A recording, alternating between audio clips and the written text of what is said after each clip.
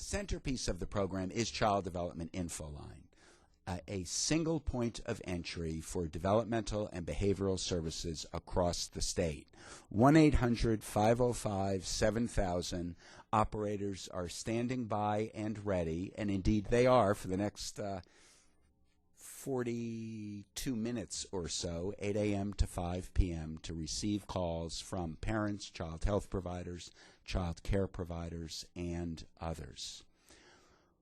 The ability to provide a single point of entry for our early intervention birth to 3 system, preschool special education, our children with special health care needs program, and for at-risk children, Help Me Grow, is a remarkable accomplishment in Connecticut because of our admittedly parochial silo mentality. Because Child Development Info Line represents collaboration, unprecedented collaboration across 5 state agencies, including a blending of funding and a blending of administrative support. So Help Me Grow itself is a program of our state's Children's Trust Fund. The Connecticut Birth to 3 system is a program of our Department of Developmental Services. Our preschool special education program is a program of our Department of Education. Our Children with Special Health Care Needs program is a program of our Department of Public Health, and Child Development Info Line itself is operated by Connecticut's United Way agency. Unprecedented collaboration across 5 state agencies, a blending of funding streams, and as a result, Help Me Grow Connecticut, which serves about 3,500 children each year, if we include both direct referrals as well as distribution of the Ages and Stages questionnaire, which is a parent-completed developmental screening questionnaire to strengthen developmental monitoring, is operated at a total expense of a mere $650,000 a year in a state with a population of 3.5 million people. The most frequent services requested certainly reflect behavioral concerns and behavioral problems. Parents seek assistance with parenting strategies to address behavioral concerns. They seek referrals to community-based family resource centers that offer support for parenting, child care programs, and others.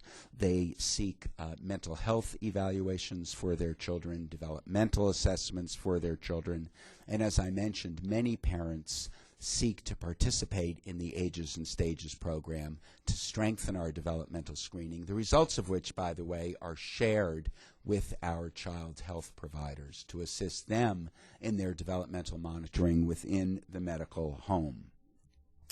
As I mentioned, because we can document the success of Help Me Grow, we now have the privilege of replicating Help Me Grow in 5 other states. We've actually had experience, even prior to this formal replication, of working with Polk County, Iowa, and Orange County, California. Why those 2 counties, I don't have time to explain, but we could talk about it privately.